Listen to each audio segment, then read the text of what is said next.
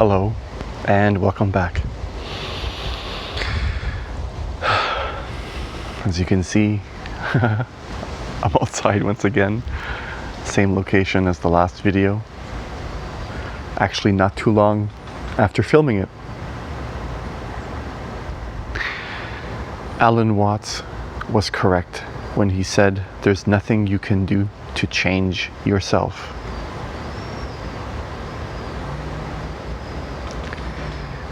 When he made this statement, it comes from the deep realization that any attempt for you to change who you are on the level of your personality, on the level of the habits you do, is again another subtle level of your ego.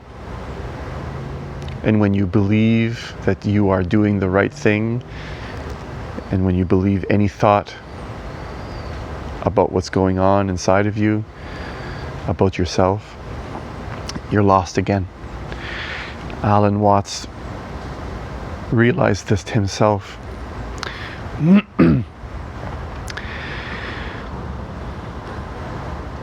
I've seen this in myself as well, that any attempt to try to change yourself ultimately is only going to create an entire new falseness. It becomes a brand new personality bubble, another manifestation of the ego. This video is a continuation of the previous one, just to cover a few things that I might not have been able to in the video, time restrictions and so on.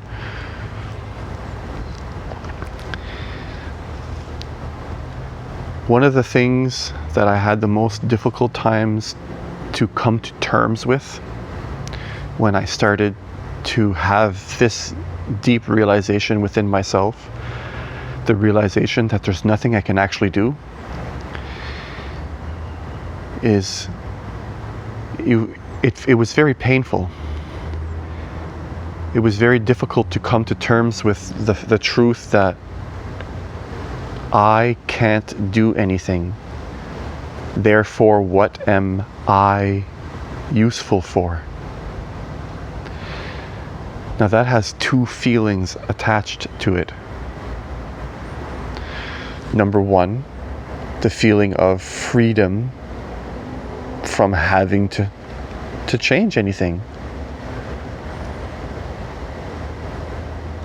Wow, I don't need to do anything. I'm already as I'm supposed to be. I can settle within myself. But then the other feeling is that of struggle and not wanting to let go. Having to come to terms with the truth that each time I used an I statement, oh, I really like this, I really like that, realizing that those are all false and that ultimately I need to realize they're not me. And that's painful, because at that point you go through what's called an ego death, when you clearly see that all the voices in your mind, the thoughts that you identify with as this is me, this is my thing, I do this, I do that, none of them are you. It really hits you on a deep level when you really see that it's true, that those are not me. But because you felt that it was you for so long, it's almost like a breakup. It feels very much like the same feeling you would have when you realize the person you're with is not for you anymore, and you have to muster the courage to break up with that person. And in order to go through an ego death, which is necessary in order to really find peace, to really rid yourself of that possessing voice inside your head, you have to go through that process. It's very much like a breakup. A breakup with everything that you thought you knew. A breakup with everything you thought you were. an examination of everything, not a criticism, not an analyzation, but simply a seeing it. Wow. So in the same way that when you break up with someone or when someone dies in your life, there's a process of grieving that one must pass through. And until you've gone through this for yourself, that feeling of a breakup, that grieving, that large dark night of the soul, that every voice in your head is the ego, and you need to break up from it. Until you've actually broken up with it. And I don't mean another ego fragment attaching saying, I need to break up with myself. No, that's just another I. I mean when you can see all I's, all statements made like this are the ego. A wordless manifestation comes through you and you feel this. This is not a plan you make, you see it, you realize it. And at the same time that you feel free, you feel sad. And only here can you really find compassion. Because you can see that every single person is going through the same struggle that you are right now. And in order for anyone to be happy truly in their lives, that this is a process that they also need to go through. And you can't help but feel compassionate towards others. Because as I mentioned in another video, true compassion is a merging of sadness and joy, happiness, the two of them together. The freedom you feel from the ego and the sadness you feel when you realize it needs to go, it needs to die.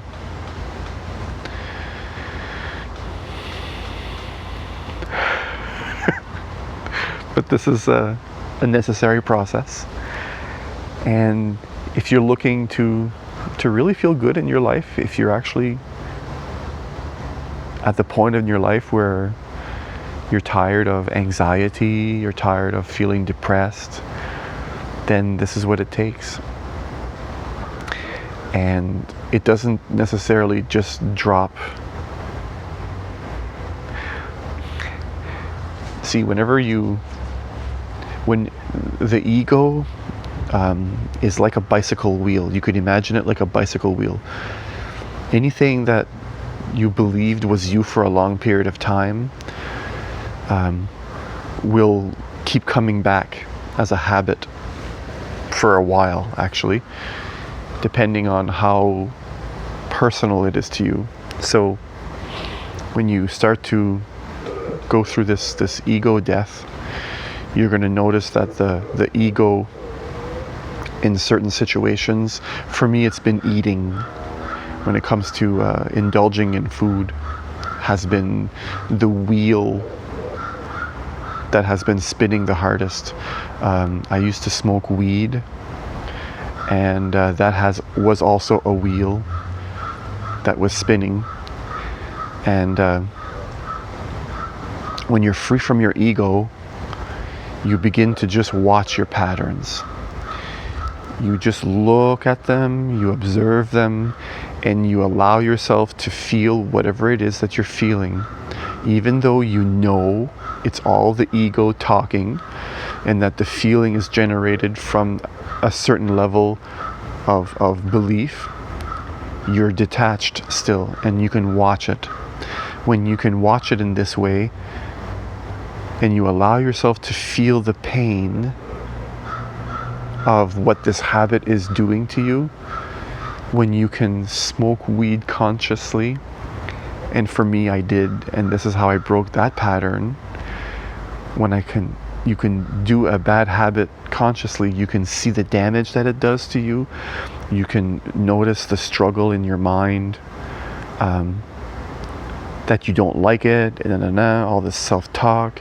You can notice the feeling inside of you is icky, it doesn't feel right, and you also know that it just doesn't make sense to do damage to your body. For myself personally, when I would smoke weed, I would cough every single time, and I have asthma. So already there you can see it just doesn't add up. It doesn't make sense, because I could feel the damage from the coughing. It hurt. And every morning I was starting to cough blood. So I would not try to make a story or justify or anything.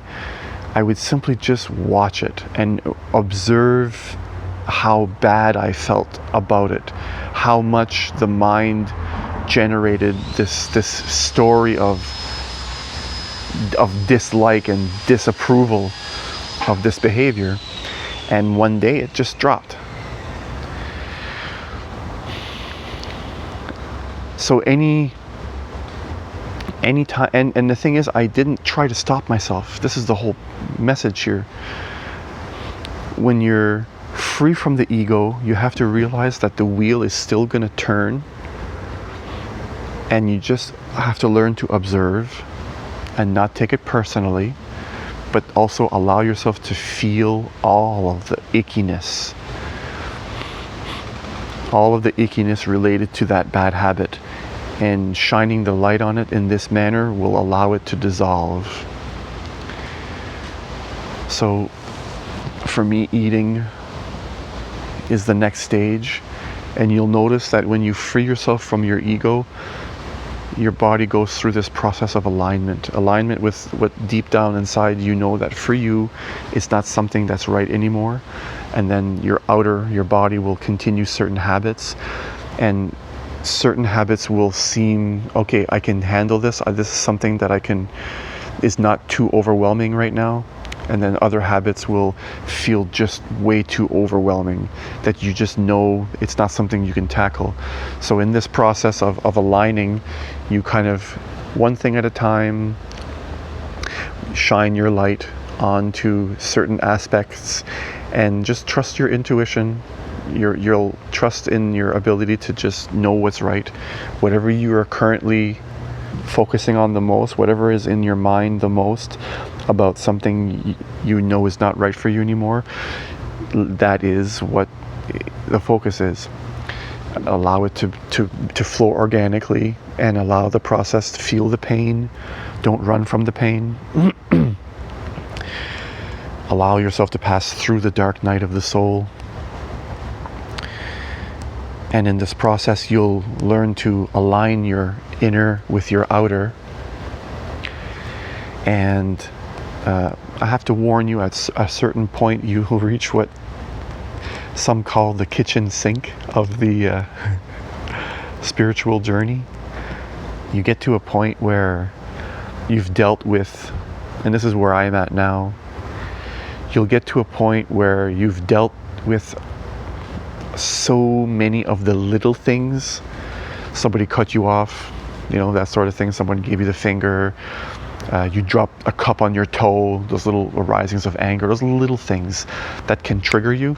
Eventually you've conquered the vast majority of them, and for some reason your soul, your inner being has chosen now to focus on the big things. And some people can lose themselves at this point and give up. Okay?